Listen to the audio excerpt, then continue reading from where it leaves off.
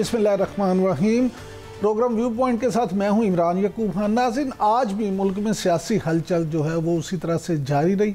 एक तरफ ये बात हो रही है कि कौमी हुकूमत कायम किए जाने के मामलात पे गौर हो रहा है और इस सिलसिले में मुज़ाकरात भी हो रहे हैं। आज तो ख़ुद सलमान अकरम राजा साहब जो हैं उन्होंने भी इस बात का एतराफ़ किया है कि बातचीत जो है सियासी अमल आगे बढ़ना चाहिए और बातचीत हो रही है। इसके अलावा दूसरी तरफ पीटीआई जो है उसकी तरफ से सिविल नाफरमानी की तहरीक चलाए जाने के जो मामलात हैं उस पर भी बात हो रही है। बुशरा बीबी ने नौशहरा में बात करते हुए कल ये कहा था कि उनको अकेले छोड़ के सब चले गए। आज अली अमीन गुंडापुर साहब का कहना है कि उन्होंने अकेले नहीं छोड़ा।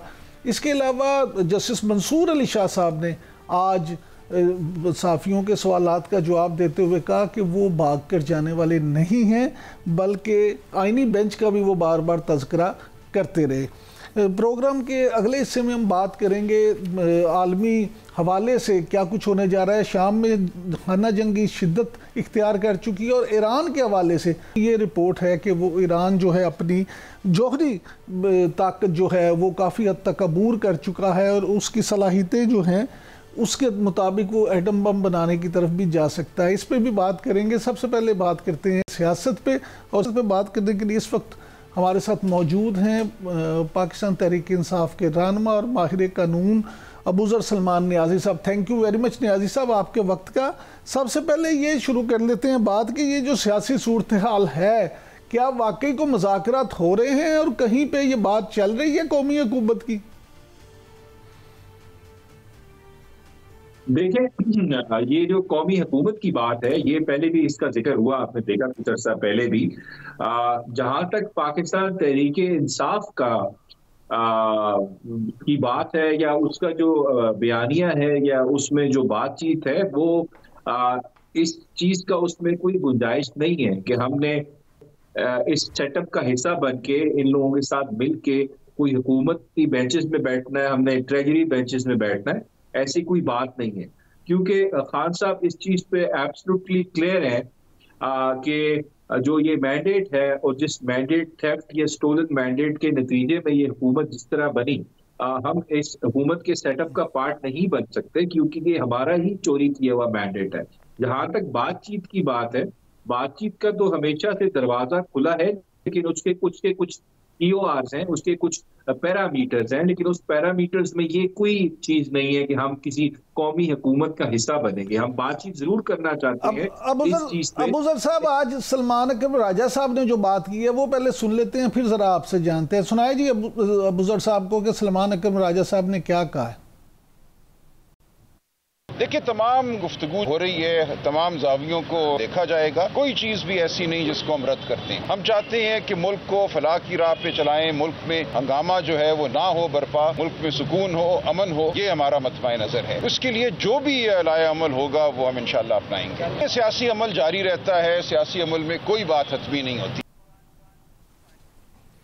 जी नियाज़ी साहब, वो कहते हैं कि हर तरीका अपनाएंगे और सियासी अमल में कोई बात हतमी नहीं होती, इसलिए आप कैसे हतमी तौर पे ये कह सकते हैं? देखिए इमरान साहब, बिल्कुल सलमान साहब ठीक फरमा रहे हैं, लेकिन कुछ चीजें हैं जो खान साहब की रेड लाइंस हैं या पाकिस्तान तहरीक इंसाफ की रेड लाइंस है। वो ये है कि हम इनके साथ हुकूमत में नहीं बैठेंगे। अगर हमने हुकूमत में बैठना होता तो हम पीपल्स पार्टी के साथ कोalition गवर्नमेंट बना सकते थे, क्योंकि हमारे पास तो सबसे ज्यादा मेजोरिटी सीट्स थी आपके सामने, इवन फॉर्म 47 के बाद। लेकिन हाँ, अगर बातचीत है जिस तरह सलमान राजा साहब कह रहे हैं, वो बातचीत क्या है?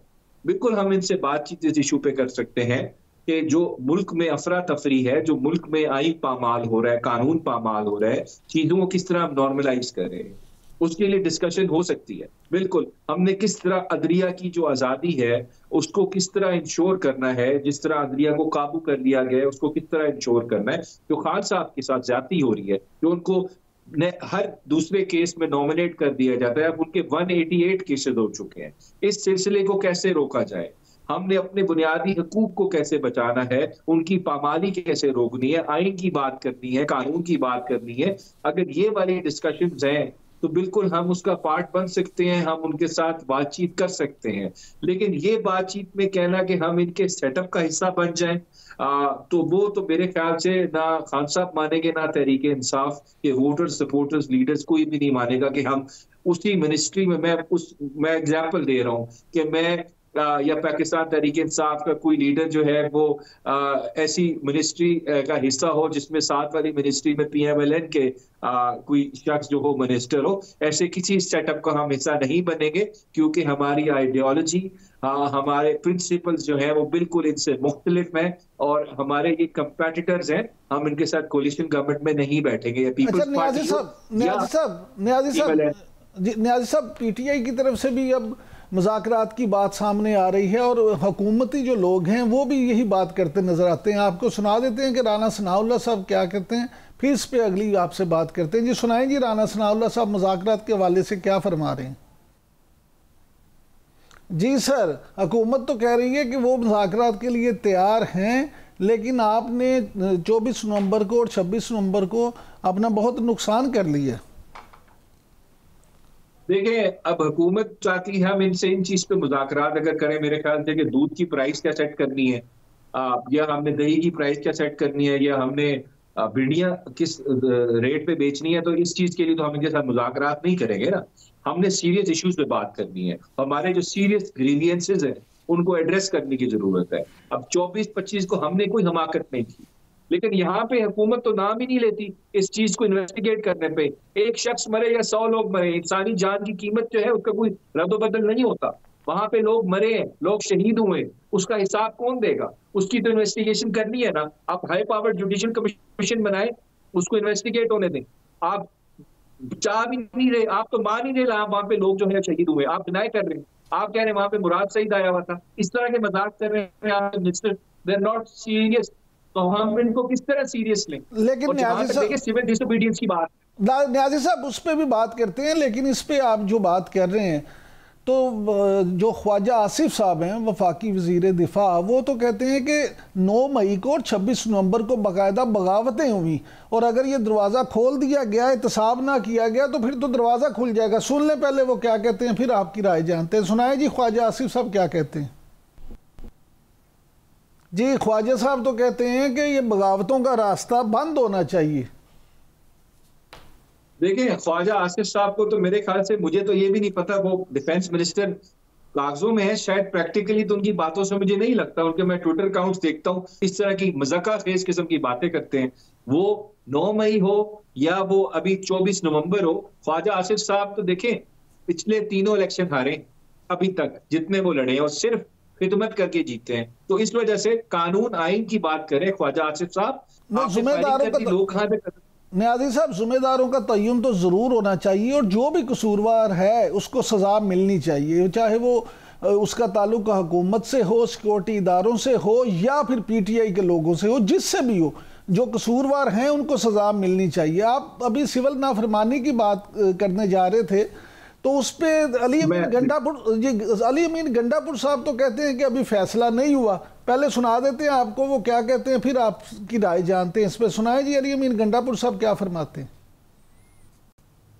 इमरान खान की जानिब से जो हाल है, सिविल ओबीडियंस तफसील नहीं आई है मुकम्मल तौर पे। मैं अभी खान साहब को मिलूंगा जब खुद, उस पर जब तफसील आएगी कि हमने किस तरीके से करना है उसको, हमारे जो हकूक हैं, जो हमें आइन में हमें दिया गया है, प्रोटेस्ट करने का, एहतजाज करने का हक दिया गया, हम इस्तेमाल करेंगे उसको इंशाल्लाह। मुज़ाकरात इन्होंने करने हैं, कर लें, नहीं करने तो हम तो चल ही रहे हैं इंशाल्लाह 5 दफा। और बाकी हमारी जो तारीख है ना, पानीपत पे कितने हमले हुए थे, अभी तो हमने 5 किए हैं, अभी तो बहुत रहते हैं, अभी इंशाल्लाह फतह करेंगे। ऐसा नहीं है, इस तरह नहीं मानेंगे तो फतह करके दिखाएंगे आप। देखें जी, वो तो कहते हैं महमूद गजनवी की तरह 17 हमले करेंगे, हम करके दिखाएंगे। देखिए, कुछ चीजें मुहावरतन होती हैं जो आप कहते हैं, बात करते हैं। हम लोग का मतलब यही है कि प्रोटेस्ट करेंगे और पीसफुल और कानून में रह के करेंगे, ठीक है। उनका मतलब है जी इज अ चीफ मिनिस्टर, ठीक है। जहां तक दूसरी बात है, देखें ये बात बिल्कुल ठीक कर रहे हैं हम। ये तो फैसला कर लिया है पाकिस्तान तहरीक इंसाफ ने, खान साहब ने, कि सिविल डिसोबीडियंस मूवमेंट उन्होंने करनी है, लेकिन उसको एग्जीक्यूट करना है, उसका तरीकाकार क्या होगा, किस तरह स्टेप वाइज वो एग्जीक्यूट होगी, वो अभी मोडालिटीज जो है वो सारी आज कोर कमेटी में भी डिस्कस हुई है, वो तय होनी है। लेकिन इमरान साहब एक बात कर दूं, देखें सिविल डिसोबीडियंस को, क्योंकि यहाँ पे जो लोग एक बड़े आलिम ने कहा था कि ये तो एक नून लीग वाले कोशिश भी नहीं करते और पढ़े लिखे भी नहीं, ऊपर से कोशिश भी नहीं करते। सिविल डिसोबीडियंस मूवमेंट जो होती है ना, उसको सिविल इस वजह से कहते हैं क्योंकि वो पीसफुल होती है, उसमें वायलेंस नहीं होता, वो पीसफुल प्रोटेस्ट होता है। उसमें आप क्या करते हैं, आप कहते हैं मैं इस ऑर्डर को, इस कमांड को, इस कानून को नहीं मानता क्योंकि ये अनजस्ट है, ऑपरेसिव है, और उसके बदले लोग जेल में भी जाते हैं ताकि एक सोसाइटी का ज़मीर जागे कि ये चीज गलत है, उसको चेंज किया जाए। आप ये नहीं कहते सिविल डिसोबीडियंस सिस्टम में जी हर चीज तबाह कर रहा हूं, मैं बिल्कुल पूरे ऑर्डर को चैलेंज कर रहा हूं, हर चीज मैं तोड़ के रख दूंगा वायलेंस के थ्रू। ये पीसफुल मूवमेंट होती है। दुनिया में जितनी अच्छी चेंजेस आई हैं, जैसे औरतों को जो राइट्स मिले वोट देने के 1920 में, वो सिविल डिसोबीडियंस मूवमेंट था। फिर गांधी ने किया 1920 में। फिर इजिप्शियन जो नेशनलिस्ट लीडर था उनका साद ज़गलोन, उसने जो इंडिपेंडेंस मूवमेंट चलाई बरतानिया के खिलाफ अपने मुल्क की, वो भी सिविल डिसोबीडियंस मूवमेंट थी। फिर मार्टिन लूथर जूनियर, वो भी सिविल डिसोबीडियंस मूवमेंट थी। ये तो एक बड़ी अच्छी मूवमेंट होती है सोसाइटी के इल्स को, ऑपरेसिव सिस्टम को एक्सपोज करने के लिए, ताकि वो चेंज हो। इस तरह हम लोग करना चाहते हैं। हम क्या करना चाहते हैं? हम चाहते हैं 26th अमेंडमेंट वापस लें। जुडिशरी तबाह कर दिया आपने, खान साहब को जेल में नहीं रखे, आप क्रिमिनल जस्टिस सिस्टम पे कब्जा करके बैठ गए और उनको जेल में डाला हुआ है। सिविल डिसोबीडियंस मूवमेंट का तो मकसद ही ये है, सोसाइटी में जो गंद है आपके मुल्क के अंदर, जो कब्जा हुआ है आइन पे, कानून पे, उससे हमने छुटकारा हासिल करना। ये पीसफुल तरीका है और हम इसको एक्सरसाइज करेंगे, लेकिन अभी मोडालिटीज तय करनी है, किस तरह एग्जीक्यूट करना है इसको। नियाज़ी साहब, ये फरमाइएगा कि आप के हर पीटीआई के हर एहतजाज का बुनियादी मुतालबा यही होता है कि इमरान खान साहब को रिहा किया जाए। देखिए, हम तो बतौर साफ़ी ये समझते हैं कि कोई भी कैदी सियासी कैदी नहीं होना चाहिए। तो फिर अगर आप ऐसा समझते और आप क्योंकि कानूनदान भी हैं, तो जो आपकी कानूनी टीम है वो क्यों अब तक इमरान खान साहब को रिहाई दिलवाने में कामयाब नहीं हो सकी? बड़ा अच्छा सवाल किया और शुक्र है आपने ये सवाल पूछा है। इमरान साहब देखें, या तो इस मुल्क में कोई चीज आइन और कानून के मुताबिक चल रही होती तो बड़ी कानूनी टीम पे मैं सवालात उठाता कि वो काम अच्छा नहीं कर रहे। अभी तक जितने केसेस हुए हैं जिसमें सजा हुई है, जब वो हाई कोर्ट में गया तो क्या हुआ, वो ओवरटर्न होके खान साहब को उन्होंने उसमें सेट असाइड कर दिया उनकी सजा। लेकिन मसला क्या है? मसला ये है कि इस मुल्क में जो क्रिमिनल जस्टिस सिस्टम है, उसमें जो पावर्स है एग्जीक्यूटिव और इन्वेस्टिगेटिव एजेंसीज के पास, प्रोसिक्यूशन के पास, वो उसको मिस यूज कर रहे हैं। वो कैसे कर रहे हैं? वो इंश्योर कर रहे हैं खान साहब जेल से बाहर ना निकले। एक चीज में बेल होती है या सजा खत्म होती है, खान साहब को पता भी नहीं होता, दूसरी चीज में उनका अरेस्ट इफेक्चुएट हो चुका होता है। सो जब तक अदलिया कोई ऐसा ऑर्डर पास ना करे इंडिपेंडेंट तरीके से कि जी फर्दर केसेस में अरेस्ट नहीं करें, इस तमाशे को खत्म करें कि आपने 188 केस एक शख्स पे बना दिए हैं, तो वो तो आप पूरी जिंदगी अरेस्ट करते रहेंगे। तो इस चीज को रोकना होगा, वो अदलिया का काम है। या हुकूमत को अकल आए वो रुक जाए या अदलिया रोके। अदरवाइज वकीलों के हाथ में तो सिर्फ केस को डिफेंड करना है, बेल फाइल करना है या उसकी अपील फाइल करना है या ट्रायल में डिफेंड करना है। वकील तो अपना काम कर रहे हैं, लेकिन बाकी जो क्रिमिनल जस्टिस सिस्टम के जो जज हैं वो अपना काम नहीं कर रहे। ये प्रॉब्लम है राम साहब। बहुत शुक्रिया नियाज़ी साहब। नाज़रीन, आपने अबूज़र नियाज़ी साहब की गुफ्तगू सुनी। उनका कहना है कि कानूनी टीम जो है इमरान खान की, वो तो अपना काम कर रही है, लेकिन क्रिमिनल जस्टिस सिस्टम में इतनी पेचीदगियाँ और ख़राबियाँ हैं कि जिसकी वजह से वो इमरान खान को रिहाई दिलवाने में अभी तक नाकाम है। अब वक्त हुआ एक ब्रेक का। ब्रेक से वापस आएंगे तो मौजूदा सियासी सूरत के हवाले से बात करेंगे और हमारे साथ मौजूद होंगे मुस्लिम लीग नून के रहनुमा इख्तियार वली खान साहब। Stay with us.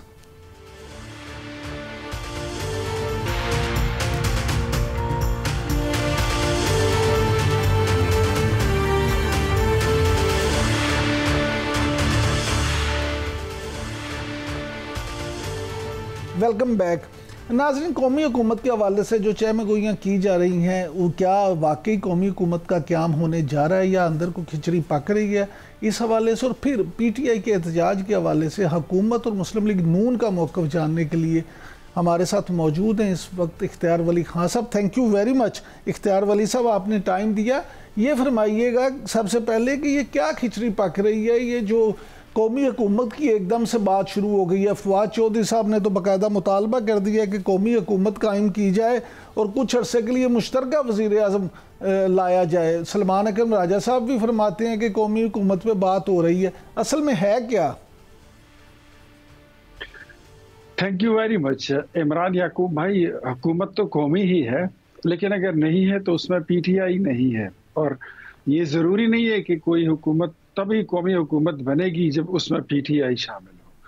ये उनकी ख्वाहिश हो सकती है कि कोई निज़ाम जो है तो वो लपेट दिया जाए, लेकिन इस तरह की कोई तजवीज़ जो है जो वर्केबल तजवीज़ हो, ऐसी कोई भी ज़ेर-ओ-ग़ौर नहीं है। ये उनकी ख्वाहिश हो सकती है, ये उनका शोशा हो सकता है, ये इनका वो क्या कह सकते हैं कि तख़य्युलाती तसव्वुराती एक दुनिया का एक नक्शा जो ये खुद बनाने की कोशिश कर रहे हैं वो हो सकता है, लेकिन इसका हकीकत से कोई ताल्लुक नहीं है। नहीं, लेकिन सर आपके एक साथी हैं, सेनेटर हैं फैसल वाडा साहब, आम तौर पे वो भी जैसे माजी में शेख रशीद साहब खबरें सुनाया करते थे, तो अब वो भी खबरें सुनाते हैं, तो उन्होंने भी कोई इसी तरह की बात की है, तो उनकी बात को आप किस तरह से देखते हैं? सर उनकी बात तो मुझे वो भी याद है ना, वो जो कहते थे कि समंदर में बहुत बड़ा जखीरा निकल आया है और पाकिस्तान में भी आपको कोई मजदूरी करने वाला कोई लेबर आपको मिलेगा ही नहीं, और इतना माल आ जाएगा, इतने पैसे आ जाएंगे, इतनी दौलत आ जाएगी कि आपको मजदूर बाहर से बुलाना पड़ेगा। और मेरे ख्याल में मुझे उनकी वो भी याद है कि जो हम हामिद मीर साहब के प्रोग्राम में उन्होंने कहा था कि अगर ऐसा ना हो तो मेरा तिक्का बोटी कर दे। तो मैं तो उनकी बातों को एंजॉय करता हूँ, वो अच्छी एंटरटेनमेंट देते हैं, बस इतना ही काफ़ी है, इससे ज़्यादा कुछ नहीं मुझे लगता। अच्छा इख्तियार वली खान साहब, आपका ताल्लुक क्योंकि खुद खैबर पख्तूनख्वा से है, तो आपके जो वज़ीर आला हैं अली अमीन गंडापुर साहब, वो तो कहते हैं अभी तो सिर्फ 5 हमले हुए हैं, हम तो महमूद गजनवी की तरह बार बार हमला करेंगे और 17 हमले करेंगे। तो आप क्या समझते हैं कि केपी के अवाम जो हैं वो कुछ कारकर्दगी भी चाहते हैं या सिर्फ हमलों में ही उनका साथ देंगे? इमरान याकूब साहब जो अली अमीन गंडापुर साहब है ना तो वो मोहम्मद बिन कासिम है, ना वो सुल्तान महमूद गजनवी हैं। वो वही हैं जो आपको नजर आ रहे हैं, जो मुझे नजर आ रहे हैं, जो पूरी कौम उनको देख रही है और उनकी क्या बसात है वो भी हमने देख लिया। आजकल बेचारे जो है तो वो अपनी नौकरी बचाने के चक्कर, यहाँ पर तो उनके सूबे में डिफेक्टिव चीफ मिनिस्टर आ चुकी हैं जिन्होंने उनसे पूरे इंतजामी एडमिनिस्ट्रेटिव इख्तियारात उनसे ले लिए, यहाँ तक कि सरकारी काम, पोस्टिंग, ट्रांसफर, वज़रा की कारकर्दगी, सेक्रेटरीज की कारकर्दगी वो खुद देख रही है। ये बड़ी खबर बीबी की बात। हाँ जी इख्तियार वली साहब रुक जाएं, ये तो आप बहुत बड़ी खबर दे रही हैं। क्या अमलन वजीर आला के इख्तियारात जो हैं वो खुद बुशरा बीबी संभाल चुकी हैं? इस वक्त खैबर पख्तूनख्वा में बुशरा बीबी एक शैडो चीफ मिनिस्टर बन चुकी है और वो वाकई में है, बिल्कुल वो है। आपने देखा नहीं कि वो सरकारी चेक भी बांट रही है और वहां पे खड़े होकर वो कुछ बयानात दे रही थी, कह रही थी कि मैं डी चौक में 12:30 1:30 बजे तक या 2 बजे तक रात के मैं खड़ी रही। हालांकि ये सरीहन झूठ है। 12 बजे से पहले उनकी वीडियो सेक्टर जी में रिकॉर्ड की गई है जिसमें बताया गया, वो दिखाई दे रहा है कि वो किसी दूसरी गाड़ी में बैठकर वो किस तरह 9-2-11 हुई है इस्लामाबाद से। तो एक झूठी खातून है और पहले उनका तजर्बा जो पंजाब में रहा है, फिर मरकज में रहा है। उस्मान बुज़दार की हुकूमत को जिस तरह उन्होंने ब्लैकमेल करके रखा था, उस्मान बुज़दार की हुकूमत में जिस तरह उन्होंने गोगी को प्लांट करके उन्होंने मनी मेकिंग की थी, same is the case with Khyber Pakhtunkhwa. और हम हैरान हैं कि अब खैबर पख्तूनख्वा जो है, पहले ज़माने में कोई अगवा होता था तो या कोई गाड़ी या कोई बंदा तो उसको इलाका गैर पहुंचा देते थे खैबर पख्तूनख्वा के फार फ्लंग एरिया में।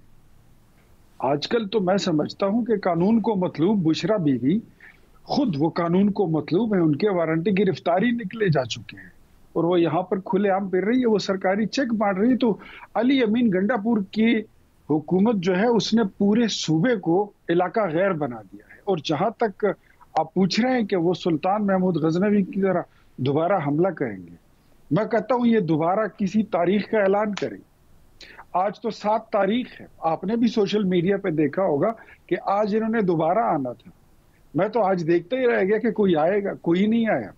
अब ये डरते हैं, ये डी चौक के नाम लेने से, एहतजाज का नाम लेने से, रैली का नाम लेने से, धरने का नाम लेने से ये लोग सहम गए और ये अपनी पॉपुलैरिटी जो है उसको भी लूज कर चुके हैं, बिकॉज दे नोज, उनको ये मालूम हो चुका है। लेकिन इख्तियार पंजाब से कोई निकलता नहीं है, कश्मीर से कोई आता नहीं है, सिंध से कोई आता नहीं है, लेकिन इख्तियार वली साहब की हुकूमत इख्तियार वली साहब, अगर हम खैबर पख्तूनख्वा की बात कर लें तो यहाँ पे मौलाना फजलुर रहमान साहब जो हैं जमीयत उलमा इस्लाम के सरबरा, उनका भी अच्छा खासा वोट बैंक है, उनकी बड़ी फॉलोइंग है। और अब तो उन्होंने भी ऐलान कर दिया कि जो मदारिस बिल है अगर वो हुकूमत ने पास ना किया, जो कि 26वीं आईनी तरमीम के मौका पे आसफ अली जरदारी साहब की मौजूदगी में जो सारी चीज़ें तय हुई थी, तो हम भी इस्लामाबाद का रुख करेंगे, हम भी एहतजाज करेंगे। तो ये सारे मामले को आप किस तरह से देखते हैं? मौलाना फजलुर रहमान साहब की जो शिकायतें हैं वो दूर हो जाएंगी, लेकिन अगर वो दूर हो ना हो, ये भी मेरी आप याद रखें, मौलाना साहब और पीटीआई ये कभी भी एक स्टेज पर आकर नहीं खड़े होंगे, ये एहतजाज कभी भी नहीं करेंगे। मौलाना साहब बहुत ज़ीरक आदमी है और उनको ये भी पता है कि उनकी माजी की स्टेटमेंट्स और उनके फितवे जो पीटीआई के बारे में थे और इमरान खान के बारे में थे वो क्या थे। उनको उसका भी फिर अपने शागिर्दों को, अपने मदरसे के जो उनके तालिबान हैं उनको, और अपने जो शागिर्द हैं उनको, जो उनकी पॉलिटिकल फॉलोइंग है उनको, इन सबको फिर बताना पड़ेगा कि पहले जो आपने कहा था तो वो क्या था, जो आज कह रहे हैं ये क्या है। उनकी अपनी क्रेडिबिलिटी भी स्टेक पे लग सकती है। तो आई डोंट थिंक सो कि मौलाना साहब जो हैं वो कभी इमरान खान के एजेंडे को वो करेंगे, सपोर्ट करेंगे। हाँ, बयानात की हद तक और तड़ी की हद तक बिल्कुल वो करेंगे नहीं, लेकिन पॉलिटिक्स है। लेकिन अगर मुस्लिम लीग नून और पीपल्स पार्टी ने उनसे वादे किए थे तो फिर वो वादे अब वफा क्यों नहीं किए जा रहे? वादे वफा हो जाएंगे जी, वादे वफा भी होते हैं और थोड़े फासले भी होते हैं और कुछ चीज़ें भी होती हैं। होता है कभी देर सवेर भी हो जाती है और थोड़ा सा एक प्रोसीजरल भी होता है, एक प्रोसेस भी होता है। तो मेरे ख्याल में वो उसकी वजह से चीज़ें लेट हो सकती है। लेकिन कल वजीर आजम साहब ने दिल बड़ा करके और बड़ेपन का मुजाहरा करते हुए मौलाना साहब के साथ रब्ता भी किया है।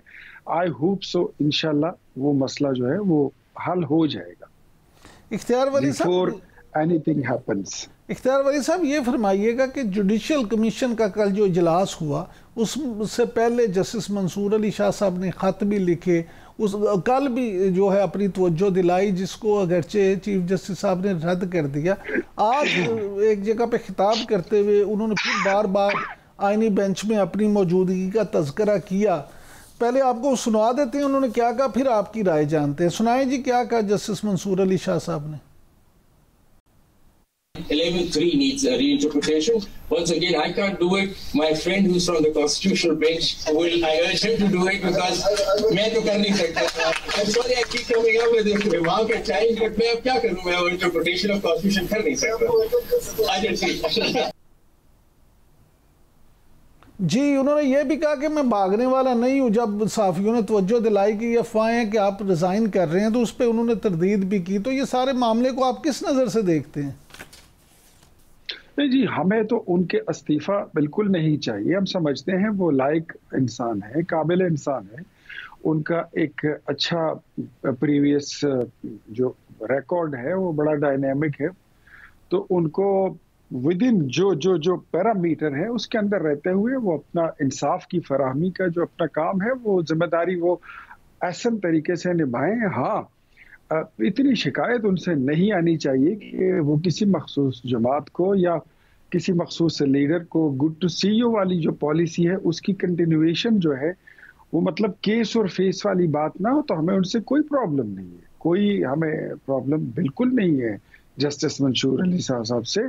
अगर वो अपना काम जो उनका बुनियादी तौर पर बनता है वो उसको करें, वी विल अप्रिशिएट, हमें कोई प्रॉब्लम नहीं है।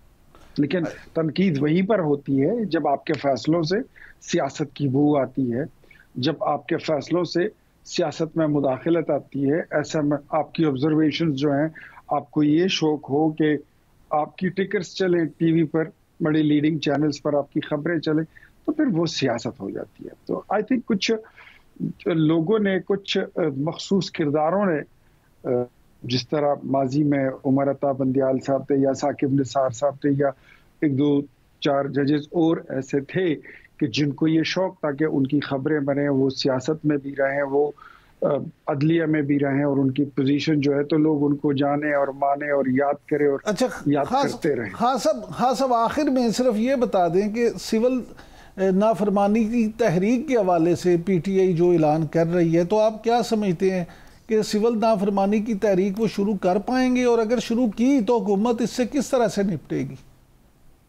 देखिए, सिविल नाफरमानी में ये होता है, बीइंग अ पॉलिटिकल कारकुन, मैं आपको बताऊं कि उसमें जब पूरा मुल्क आपके साथ खड़ा हो, सब लोग यूटिलिटी बिल्स जमा करना छोड़ दें, सब लोग टोल प्लाजा पे टैक्स देना छोड़ दें, सब लोग इनकम टैक्स देना छोड़ दें, सब लोग जो है तो सरकारी जितने बिल्स हैं वो ना जमा कराएं, तो वो एक निज़ाम आपका रुक जाता है। तो आप देखें कि क्या पीटीआई में ये दमखम है? मैं तो ये देखता हूं कि पंजाब से कोई नहीं निकलता इनके साथ, सिंध से नहीं निकलता, बलूचिस्तान से नहीं निकलता, कश्मीर में इनकी बेखनी हो चुकी है। ले दे के खैबर पख्तूनख्वा की हुकूमत थी, वो भी अपनी पॉपुलैरिटी के इस वक्त लोअर ग्राफ पे पहुंच चुकी है। तो मेरे ख्याल में मुझे नहीं लगता कि इनको वो सपोर्ट हासिल है कि ये हमें थ्रेटन करें सिविल डिसोबीडियंस के लिए। एंड ये भी मैंने सुना है कि इनकी अपनी क़यादत ने उसकी मुखालफत कर दी पार्टी की, और उन्होंने कहा कि हम बानी पीटीआई से मुलाकात करके उनको कायल करेंगे कि इससे बाज रहें, हमें मजीद सबकी से और शर्मिंदा होने से बचाएं। तो आई डोंट थिंक सो हुकूमत के लिए थैंक यू वेरी मच इख्तियार वली साहब को ये नहीं लगता कि पीटीआई में इतना दमखम है कि वो सिविल नाफरमानी की तहरीक शुरू कर सकें? इस वक्त हुआ एक ब्रेक का, ब्रेक से वापस आएंगे तो बात करेंगे कि शाम में जो खाना जंगी है वो किस कदर शिद्दत इख्तियार कर चुकी है, और ईरान के एटम बम बनाने के हवाले से क्या तहफ़्फ़ुज़ात वेस्ट में पाए जाते हैं। Stay with us.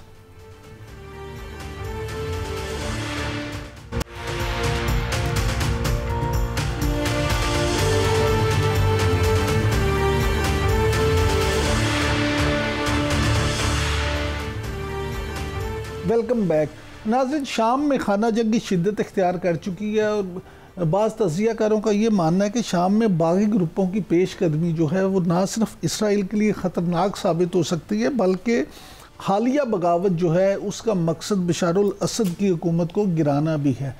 इस पर बात करेंगे। आज हमारे साथ मौजूद हैं ख़ास तौर पे इस सेगमेंट में ब्रिगेडियर रिटायर्ड मसूद अहमद खान साहब। Thank you very much brigadier साहब, आपने टाइम दिया। सर, वक्त ज़ाया किए बगैर सीधा इसी पे आते हैं कि ये शाम में जो मौजूदा सूरत हाल है, इसको आप किस नज़र से देखते हैं? जी हाँ, देखें, ये कैसा समझ लें कि ऑल ऑफ ए सडन हुआ, ऑल्दो कि एकदम तो नहीं हुआ, लेकिन इससे ये हुआ जो डेवलपमेंट्स हुए लोगों को it has shocked. Syrian government भी है, रीजन भी है, दुनिया भर में इसको देखा गया उस पॉइंट ऑफ व्यू से कि अचानक हुआ क्या है। और आज अगर आप सीरिया को देखें तो सीरिया तो वर्चुअली बशारुल असद के पास तो 50% भी शाम नहीं है।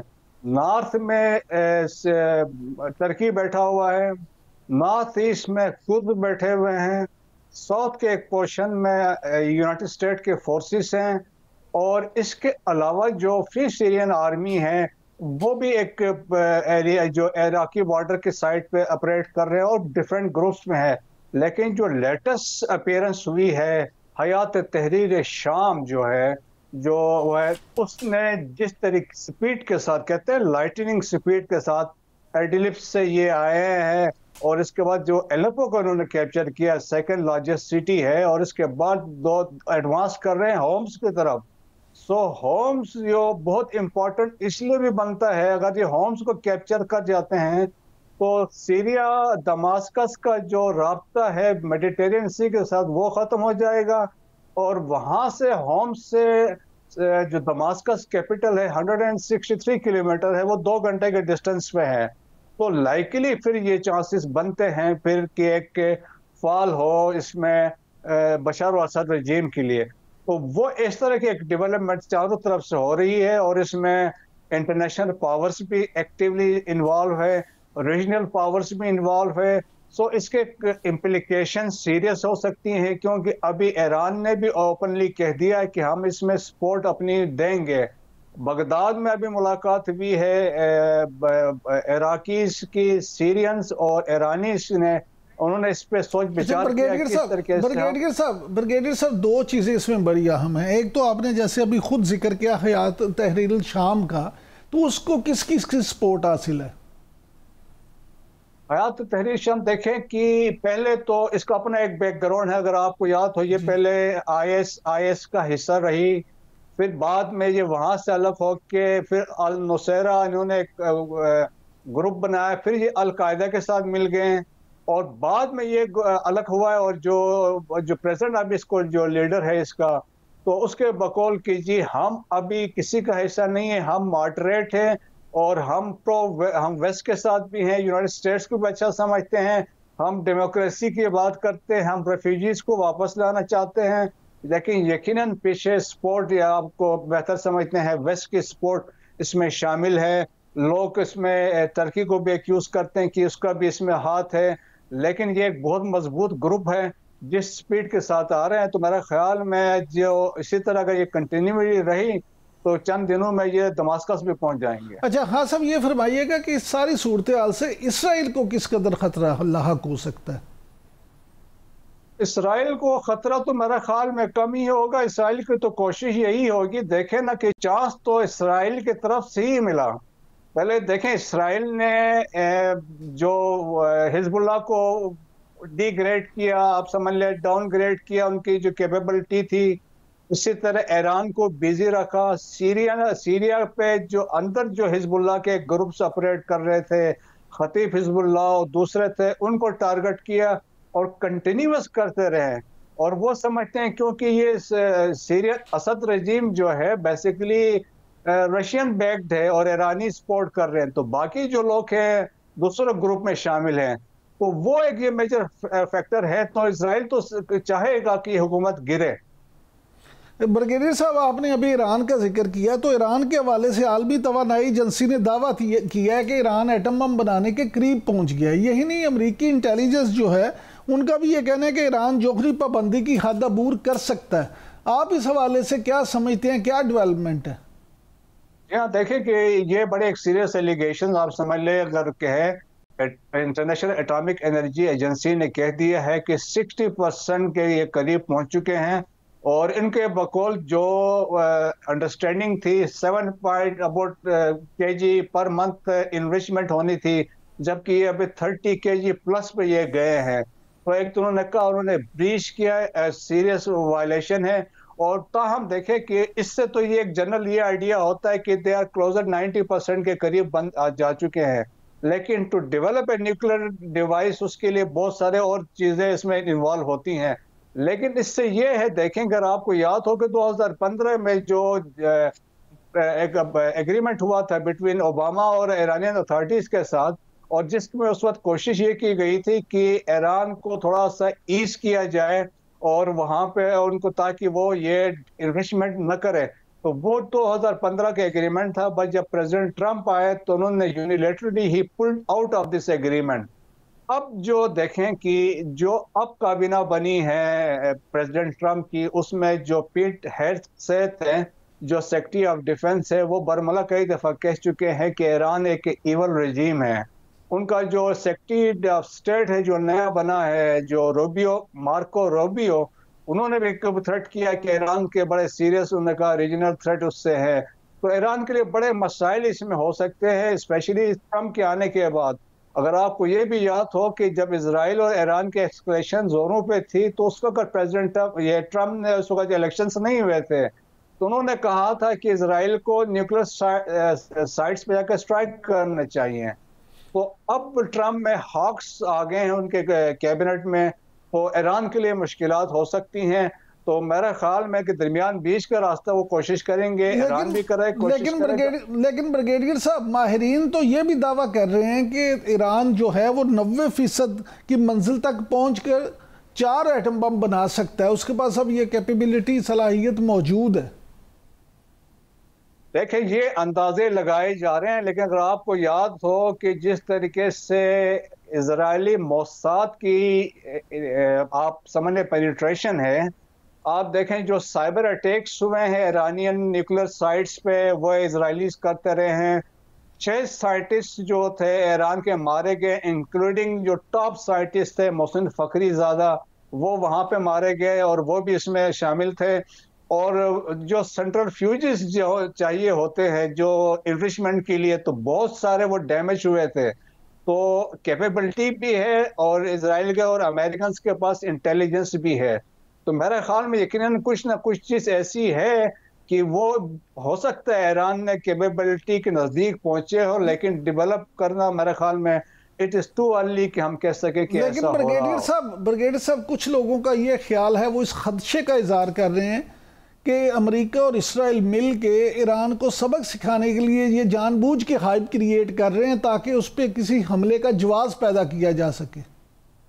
बिल्कुल जी, एग्जैक्टली। देखा ना, ये पॉसिबिलिटी तो आप रूल आउट नहीं कर सकते हैं। जिस तरीके से अब एक स्टोरी बिल्ड हुई तो ईरान तो कभी नहीं चाहेगा। ईरान की ऑलरेडी इकानमी मुश्किलात में है, सैंक्शंस पे सैंक्शंस लगे हुए हैं। और जिस तरीके से रीजन में, जिस तरह आपने बात की है, सीरिया में देख लें, लेबनान में क्या हो रहा है, ईरान के अंदर अपने मसाइल हैं, तो ईरान अफोर्ड ही नहीं कर सकता है। ईरान के जो मौजूदा प्रेसिडेंट है वो तो कोशिश यही है कि हालात इकानमी अपनी मैं बेहतर करूं और वेस्ट के साथ ताल्लुकात बेहतर बनाएं। तो मेरे ख्याल में ईरान की अपनी सर्वाइवल इसी में होगी। ईरान को ऐसा कदम, इंतहाई कदम नहीं उठाएगा। ईरान की अपनी सर्वाइवल इसी में है कि ईरान को इंतहाई कदम ना उठाए बल्कि अपनी माली मुश्किलात को दूर करने की कोशिश की रहे। Thank you very much brigadier Masood Ahmed Khan साहब। नाज़रीन, आज के लिए इतना ही। आपसे कल फिर मुलाकात होगी। कल तक के लिए इजाज़त दीजिए। अल्लाह निगहबान।